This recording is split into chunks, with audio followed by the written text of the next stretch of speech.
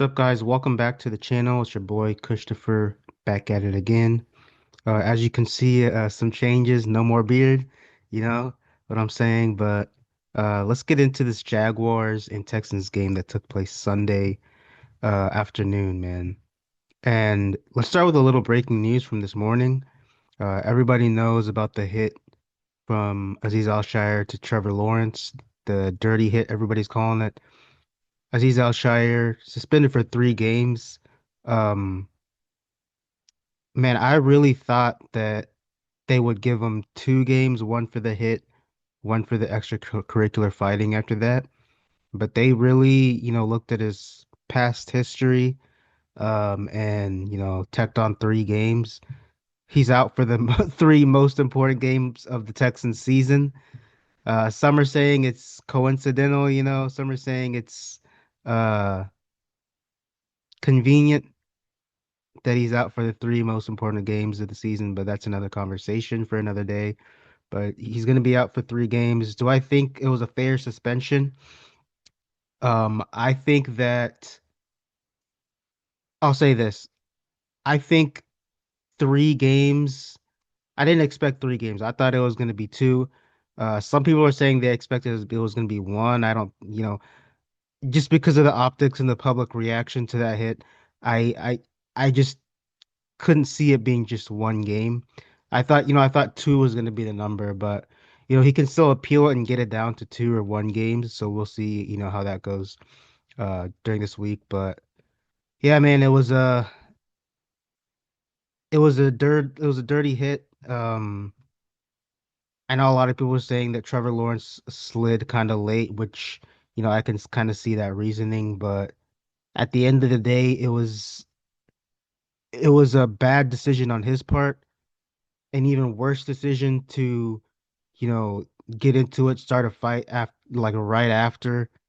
Um, and I mean, the guy was crashing out afterwards, and so I have a hard time not being critical of him.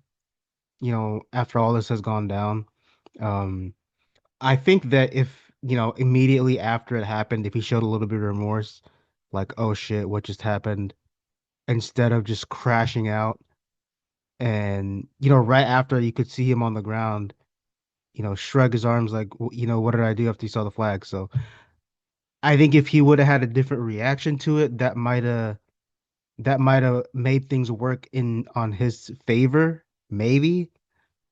But again, 3 games is what he got. He's gonna be out 3 games. Big loss. That's Azeez Al Shaiir has been your, I guess you could say, de facto leader on defense. You know, that's D'Amico's guy. He coached him in San Francisco. He trusts him to be a captain on that defense. And that's going to be a big loss, man, because we still have not heard any news on Christian Harris coming back. And now you're going to have to go into these games probably with um, Christian Harris coming back off the injury. He hasn't played a game this season. You've got Henry Toto in there. You got Devin White in there. And you got Neville Hewitt in there. So someone's gonna have to step up. They might have to all step up as a group and, try to play well enough to win these games. But, let's get into the actual game, the Jaguars and the Texans. We beat them 23-20. It was another game where, we kept it close. That first half was hard to watch, man. I think it was like 6-3 at halftime or something. I forgot, something like that, 6-3 maybe. And the offense didn't get going until the second half. So, the positives that I take away from this game is that we saw the offense, make some plays a little bit in the second half. I still think this is a game where the offense left a lot of plays on the field. The one I'm mainly looking at is the bomb to from CJ Stroud to Tank Dell, which I thought should have been a pass interference, but they didn't throw the flag. But even on that play, it seemed like CJ Stroud underthrew him a little bit, and Maybe if that's last year, I think he throws him open into the end zone and it's a touchdown. But again, CJ Stroud had a better game. He's still working through the struggles that he's been going through. He was a little inaccurate, but I think the way that we have to evaluate CJ Stroud now, like right now in December, is we can't look back at all the success he's had last year and expect him to be that guy because he's definitely taken a step back this year. And so to me, the way that I evaluate him is I kind of look towards the little things that he can do better. And you know what? Today or in the game on Sunday, I think he did some of the little things better. Dalton Schultz had a decent game. He had the touchdown, the wide open touchdown on the defensive breakdown in the second half. Uh, Joe Mixon running the ball, they weren't consistently getting yards, but they fed him the ball 20 times. They fed him enough to where he could get going and break those big runs in the second half. And I think that's the way this team is going to have to play, um, especially now with the guys that you're going to be missing the next few games. They're going to have to rely on the run game. Um, Joe Mixon has to carry this team.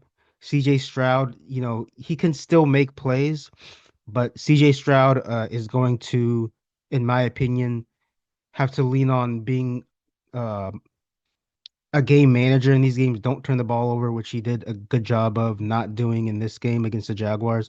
Didn't turn the ball over. So I think we need more of that from CJ Stroud. I still believe CJ Stroud can be a great quarterback. I think a lot of people kind of have fallen off the CJ Stroud wagon, not me. I think he's still going to be good. I think he still can be good. Um, and I think the vibe around the city of Houston with the Texans is we've been so caught up in the expectations of the Super Bowl. We got Steph Diggs, man, our offense is going to be so good, man. We got Joe Mixon, our offense is going to be unstoppable, man. Tank Dell's coming back. Nico Collins, the best, one of the best receivers in the league. And it just hasn't turned out that way. The offensive line has underperformed. The offensive line was pretty good, pretty decent against the Jaguars. I'm going to give them credit. They didn't really allow a whole lot of pressures and sacks. And so I think in that aspect, they got better going into the bye. But, I think fans are still looking for the Texans to be that explosive offense, which, in my opinion, I think the way this team is going to win games, Joe Mixon is going to have to carry them, man. And does that mean they're going to have to run the ball way more than, fans want them to run the ball? Maybe, but I think they can still be an offense to where CJ Stroud can cook while at the same time, leaning on the running game. And so, especially going into the Miami game, then you've got Kansas City and then you've got Baltimore. We can't have one of these situations where CJ Stroud is throwing the ball like 50 times a game, because the offensive line, while they did play pretty good, you can't expect them to play that well every single game consistently because they just haven't done it this season. They haven't been consistently good. Um, they've been okay some games, they've been terrible some games, and so I think the best chance for this team to come out on the winning side at the end of all these games is Joe Mixon has to be great, man. That's to me that's the formula. Joe Mixon has to be great. And another thing in this game that we saw earlier, we talked about it, the big story of the game, Azeez Al Shair's hit on Trevor Lawrence. So let's go more in depth on this thing right now. Um, do I think it was a dirty hit? I mean, I'm kind of on the fence on both. I understand people that, say it's a dirty hit. Do I think Trevor slid late? I don't necessarily think he like intentionally slid late. I just think he was trying to get the first down. And, Azeez Al Shaiir is one of these players that he's gonna hit the fuck out of you, man. And I know we tell defensive players um to lay off whenever a guy's sliding, but Azeez Al Shaiir is one of these players that he's not gonna lay off. He's gonna hit stick you, even if he gets a flag. And to me, the kind of player that he is for this defense, that's why he makes this defense so good. D'Amico Ryans earlier in the season talked about how our defense is gonna hit the fuck out of you. And so, offenses have to prepare for that. And I think I think they're willing to hit the fuck out of you even if they get flagged. And I think that's what happened here. Like I mean, could he have slowed down? Yeah, he could have, but that's not the player he is. He's gonna hit you. And we all understand that it was a bad hit, bad decision by him, but that's the type of player he is, man. He's going to hit you. And I think that's pretty much what we saw in this whole sequence of this play. All the extracurricular stuff, the fighting from the Jaguars. D'Amico had this hard hitting quote everybody was talking about yesterday. He said he thought the Jaguars team overreacted by the way they, came to the defense of Trevor Lawrence. I personally disagree. If it was the Texans, I would want them to do the same thing if they hit CJ Stroud. I think we all would be expecting every Texans player to come to the defense of CJ Stroud, man. And so I personally disagree with that. But, you know, they came to his defense. The whole scrum starter was a brawl. Um, and then Azeez Al Shaiir just had a fucking crash out, man. This man was crashing out. They couldn't get this guy off the field. And man, it just turned ugly after that. And I thought that after the game, one of the thoughts running through my mind was, are the Jaguars going to rally around that moment and try to make this a game? And I think for a little bit they did. They came back a little bit. We're up like 23-6 or 23-7 or something like that. And they came back a little bit, made it a one-score game.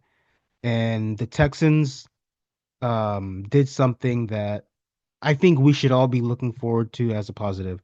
They closed the game out running the ball. And this is a like that aspect of this team is not something that I was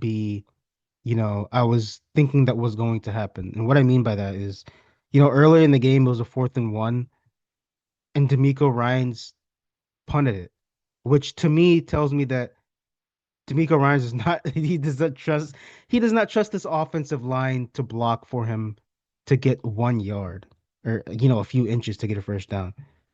And so with that being said, like it's hard to win, especially if you have a guy like Joe Mixon and you can't trust your guys to get 1 yard to get a couple inches to get a first down.